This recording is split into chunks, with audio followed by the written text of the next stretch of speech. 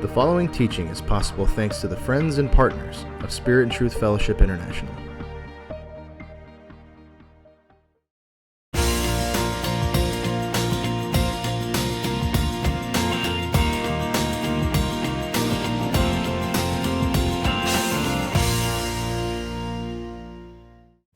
You know, there's a lot of talk today about being authentic, about being able to tell people how you really feel. And in fact, sometimes we feel like if we're not being authentic, then somehow or other we're betraying ourselves.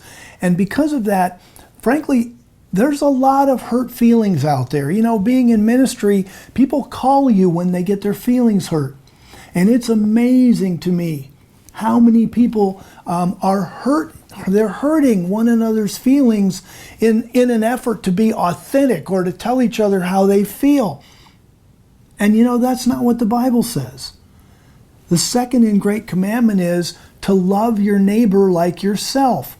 Well, that means before you and I speak, we need to sit and think, okay, how would it make me feel if somebody said this to me? And if we think that way, then we're going to be in a position to be loving and please God. You know, God has a lot in the Bible about what we should say. Like, here's Ephesians 4:29. Let no corrupting talk proceed out of your mouth. And I like the translation corrupting, and a number of versions use that because it's like someone pours acid on you. Have you ever had someone say something to you that it just kind of melted you down, it tore you down, it made you feel bad? You know, this is what the scripture says. Don't do that to anybody. Let no corrupting communication come out of your mouth, but only such as is good for edifying according to the need. You don't have to say something if people don't need to hear it, so that it gives grace to those who hear. So here God gives us standards for how we're to communicate with each other.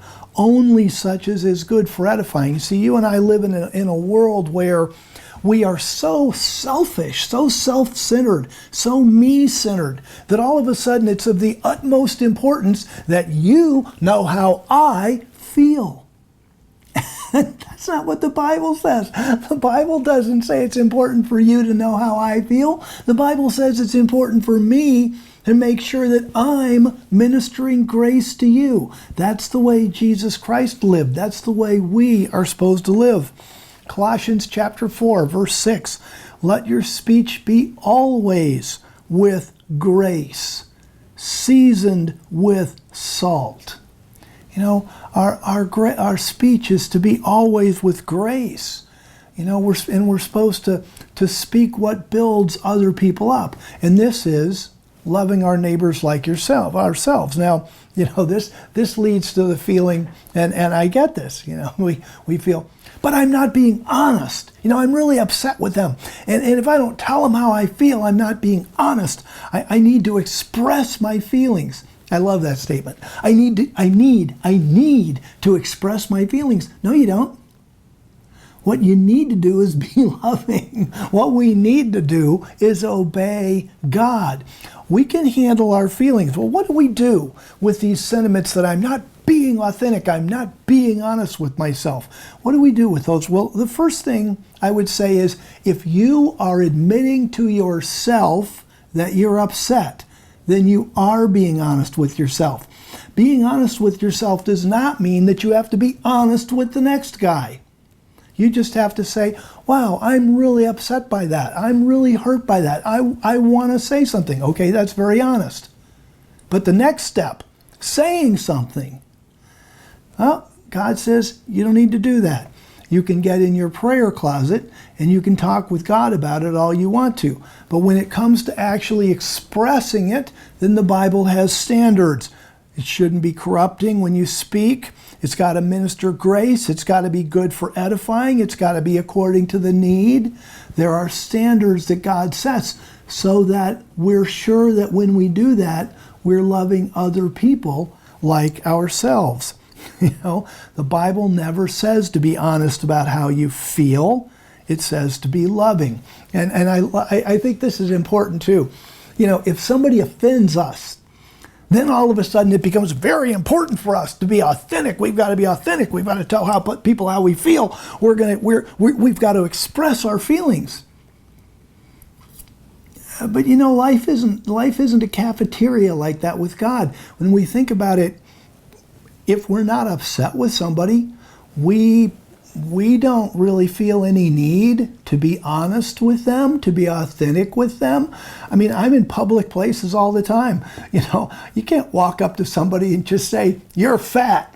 Well, that might be being authentic, but it's not loving, it's not kind, it's not obeying the second and great commandment. I walk to somebody else and I just say, "Man, that is the ugliest suit." Am I being authentic? If I think it's the ugliest suit, then I would be authentic to go up to the guy and tell him that's the ugliest suit, or go up to somebody and say you're overweight, or go up to somebody and say you're too skinny, or go up to, oh my gosh, it would go on and on, because we're constantly looking around at the world around us and making evaluations. But when I don't go up to somebody and say, "I hate that suit you're wearing," I'm not sitting there having an argument with myself about how I'm being dishonest. But all of a sudden somebody offends me, and now I've got to be honest. Well, where'd that come from? See, that's all about me. That's all about selfishness, being self-centered. That's exactly what God says not to do. If I'm happy not being honest most of the time, then I should be happy not being honest in that situation and just simply obeying God. Absolutely. I also want to say that I contend when people say, "Well, I want to be honest," that the real you, the Christian you, the Christ in you, is honest when we're loving and when we're kind and when we take the time to think through, if I say this, how is it going to affect the other person? And then if I realize, that's not going to minister grace to them, and then I don't say it. If I will take the time to do that, I would contend that the real you, the Christ in you, that's the honest way they want to behave. You see, our sin nature does things that we don't want to do. Paul writes, the things that I want to do, Romans chapter 7, the things I want to do, I can't do. And the things I hate, that's what I do. That's how I feel about some people's authenticity. It makes the person who's receiving it feel bad, and then it should make the person who's speaking it feel bad, because the Christ in you, which I contend is the real you, the born again essence you, it wants to be godly. Absolutely. I'll tell you another thing which is intriguing, and this would be another reason why we want to speak in such a way that we build each other up. We speak in such a way that we minister grace.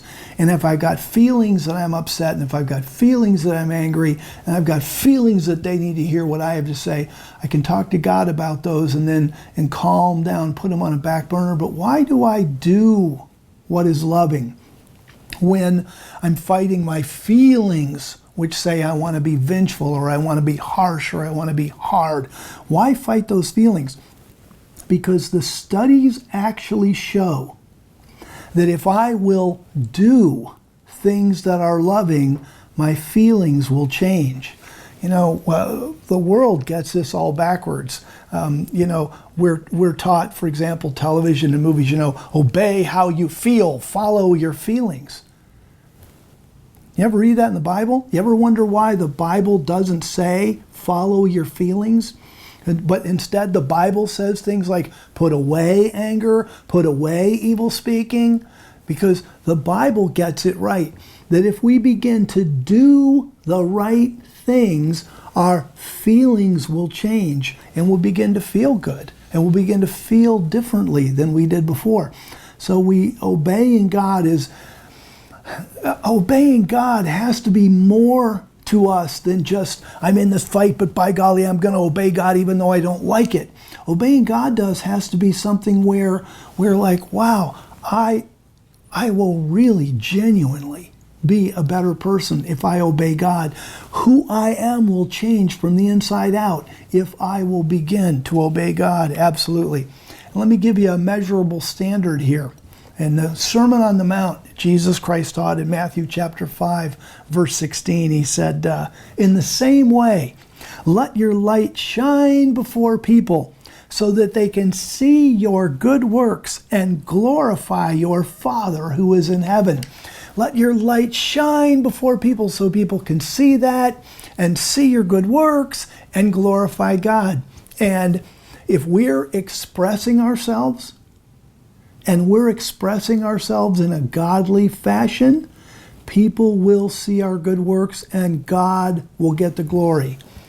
If you can't think in your life of any time that anybody has come to you or in any way expressed that you have impressed them or in some way God has gotten the glory, well, we've got to think through, who's the center of our focus here.